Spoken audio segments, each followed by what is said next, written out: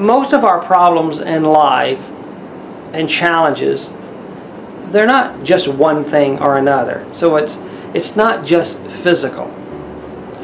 It's not just emotional. It's not just psychological, and it's not just spiritual. I think all those components of our personhood, our beingness, are part of our journey in life.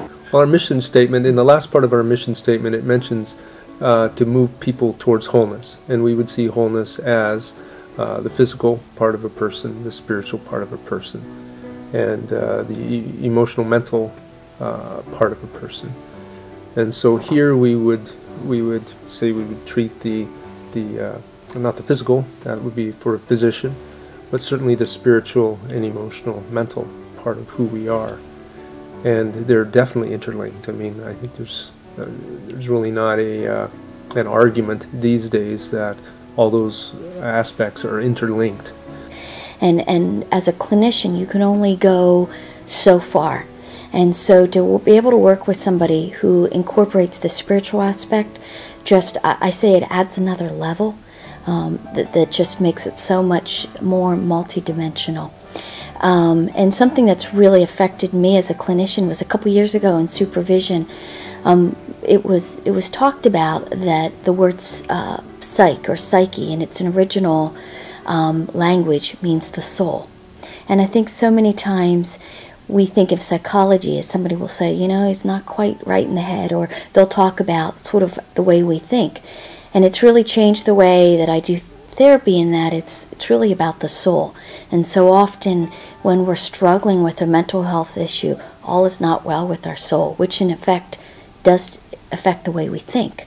And so that to me was a beautiful illustration of how if our soul is troubled, if our soul is dark, it clouds every other aspect of us.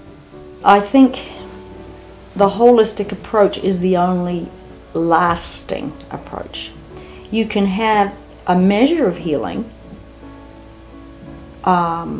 working with the emotions and with the mind and the body, but I find it doesn't last. I find they're back in 3 years. I look at the human being as like if I did it as a diagram, a circle, the body, the mind, the emotions, the spirit. Some people call it the soul. And all of those overlap. Those 4 circles overlap each other.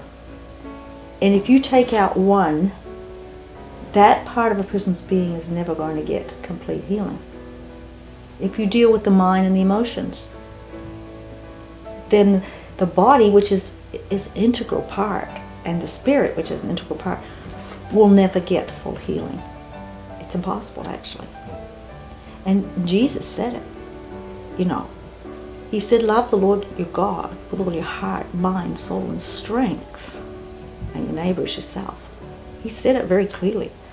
So if He said that, and He made that one of the, no, not one, the greatest commandment, and the second like unto it, love the neighbor as yourself, we need to really look at that and see that we're so integrated, so therefore we need to look at a person as an integrated being.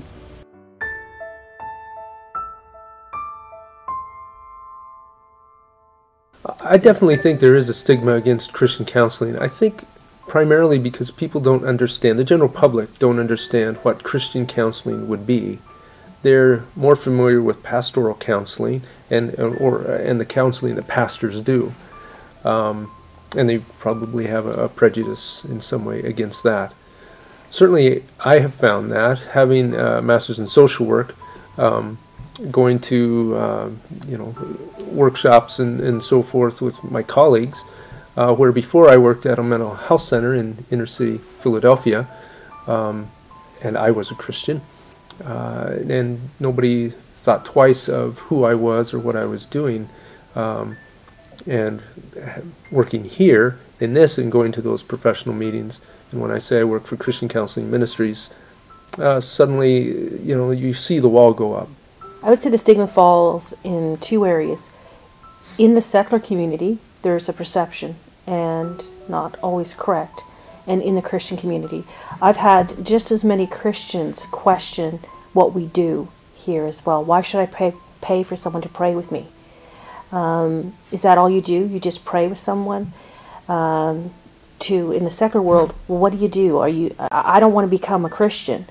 I can't. I don't want to offend you because I'm not of a certain religion, and they feel like they may have to come in here all cleaned up, and they can't swear, they can't be who they are because they're not Christian. They're coming, and for Christians sometimes is, what is this? What are you going to do differently than what I experience in my church or a small group?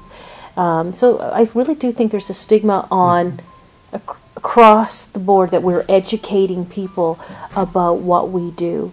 We are trained professionals who have a strong Christian faith, and we want to work with people when they want to incorporate that in their life. We're not about converting them to a denomination, to a way of living. We're there to walk alongside of you.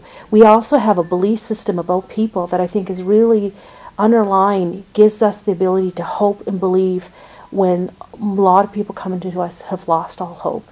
And I think that's really important. It's a belief, a position, but I think that's where people really do struggle with the stigma. What is it that you're going to do to me in that session? There's definitely a stigma against Christian counseling. The secular world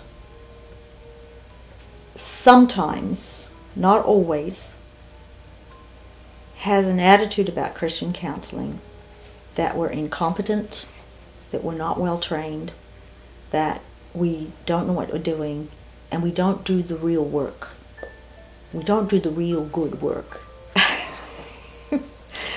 And until they meet someone who's had healing through Christian counseling, and they begin to think maybe there's something to this. Until you meet somebody who's actually had a measure of healing, they're not going to believe that it's illegitimate. But it's out there. It's out there in our secular world. But I will say in the medical community, there's a lot of doctors believe in what we do here and refer lots of clients here. And they're not all Christian doctors either. There are 2 Christian doctors here in Moncton that we know of that refer, but there are many that refer that are not Christians because they see their patients get well. And they know there's something different about what we do. And I believe the reason we're so busy is because people get well and they spread the word, and so they refer and refer and refer. It amazes me. I have clients from all over the Maritimes, and how do they get here? Word of mouth. That's all it is. Somebody gets well and they tell somebody else, and then they say, I want to get well, and so they drive 5-6 hours sometimes to get here.